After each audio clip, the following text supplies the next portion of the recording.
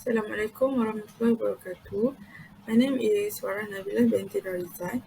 Metric number CE190054. Um, for Lab 3, our group from Section 3, Group 3, we're going to present the printed circuit board PCB fabrication process. Our group members are Fahmi dan Haikal, me Farah Nabila, and Frankie. I will present for question 1. From lab 2, PCB layout is attached your artwork. Okay. This attached picture is from the PDF file from the previous lab 2. Okay. Second question is, what is the UV exposure effect on the PCB substrate?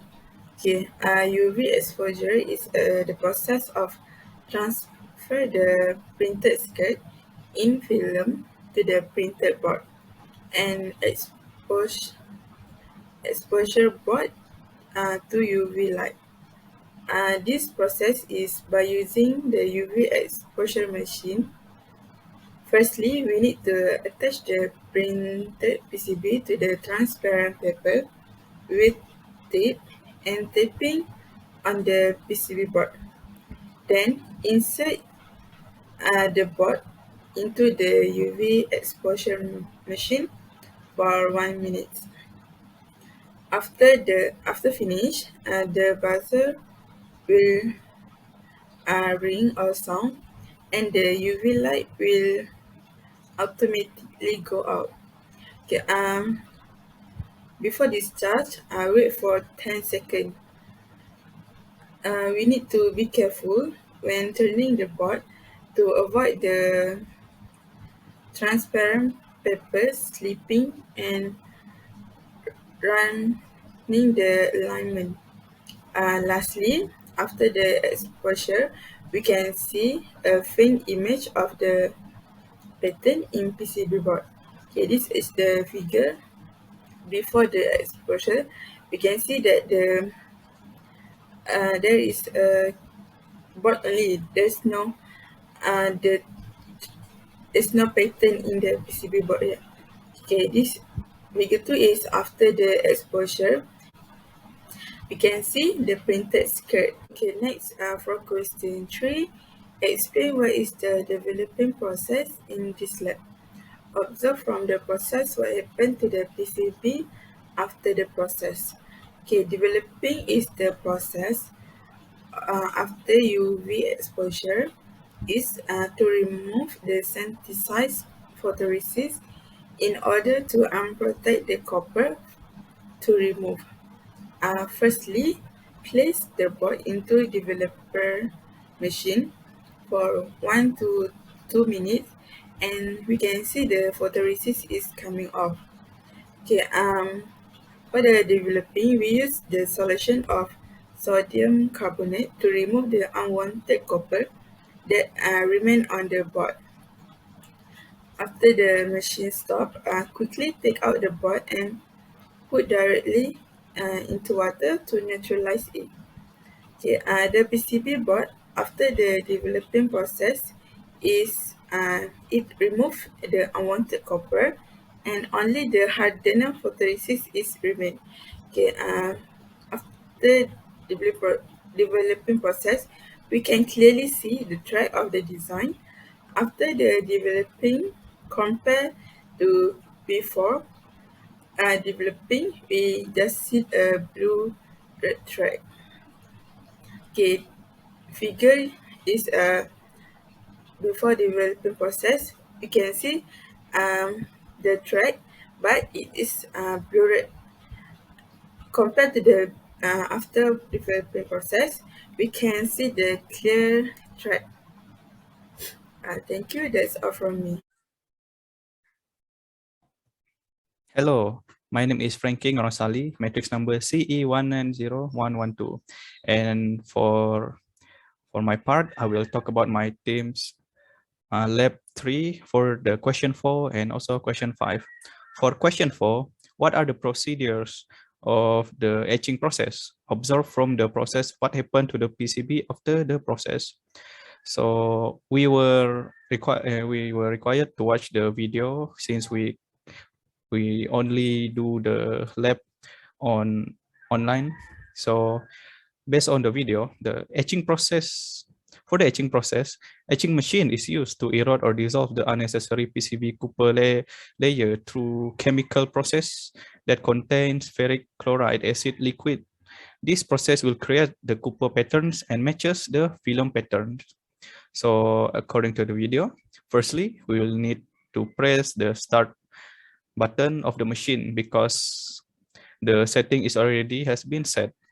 We will insert the PCB in the in part of the machine and make sure the PCB movement is going smooth through the machine.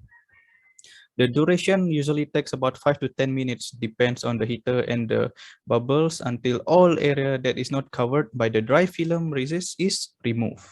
After that, wait until the PCB comes out from the out part of the machine. So, and then we will check the PCB.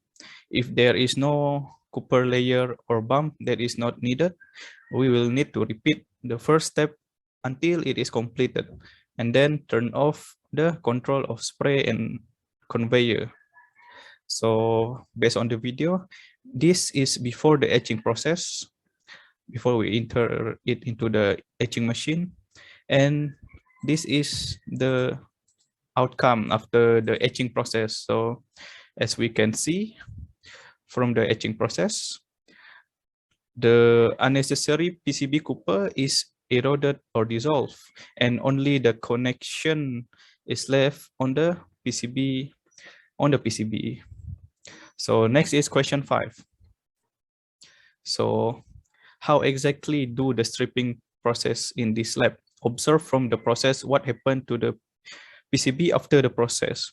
So based on the video, stripping machine is used to remove all the dry film resist and leaving the copper on the board. Traces, pads, and other design features are exposed during this process, and also the stripper fluid is used for the process. So based on the video, firstly, place the PCB on the PCB handle of the machine and insert the PCB handle into the stripper liquid.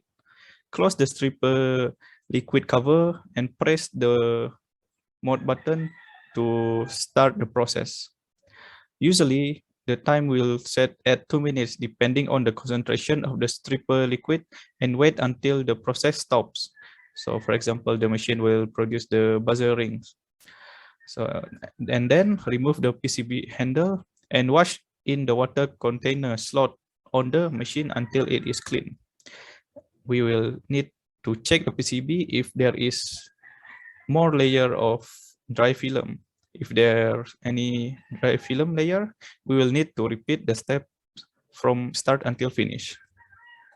So as we can see here, this is before we do the stripping process. And this is after the stripping process. As we can see, the dry film is being removed. And this is the after the stripping process, and the PCB is clean and there is no more dry film and it looks very neat. So as we can see, after the process, the dry film on the PCB is removed. At the same time, the PCB layout is generated. That is all from me. Thank you.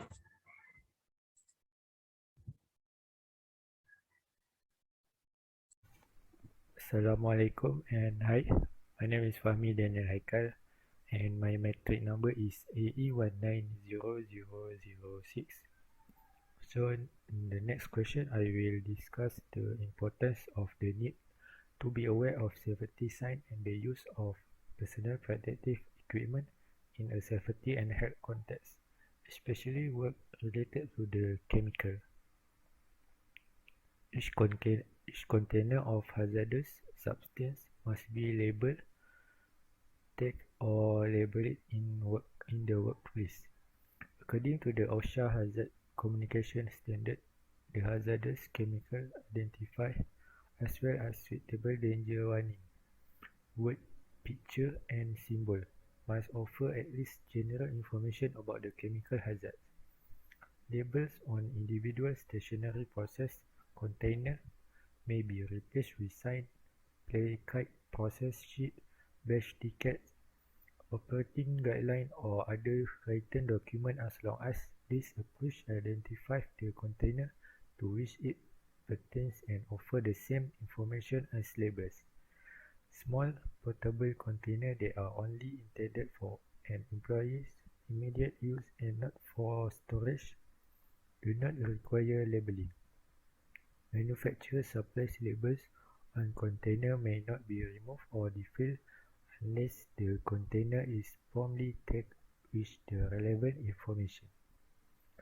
And next is notice sign provide important or relevant information about a building, an area, a machine or equipment. Non-personal injury activities are addressed with notice sign. On a blue background, the word notice should be written in white italic character. The safety alert symbol should not be used on notice sign. The message is written in blue or black text on a white background, or white lettering on a black background on the white body of the sign. Safety symbols are available in different variants, blue and black. Procedure, operating instruction, maintenance information, rules, and direction can all be included on notice sign. Notice signs are never used in situations where there is a risk of personal injury. And next is the contaminants can be formed on boards once they have been handled manually. This includes dirt, sweating, and other body fluids. As a precaution, gloves must be worn at all times. It's also a good idea to avoid having anything that could cause strings or other material to fall off and onto the board. So this figure shows that the PPE that we need to use before entering the lab and make the PCB layout construction. And next question is, and after we watching the PCB layout construction for the fabrication process, we can see the board is like this. This is the bottom view for the PCB layout after the fabrication process. So that's all from our team. Thank you.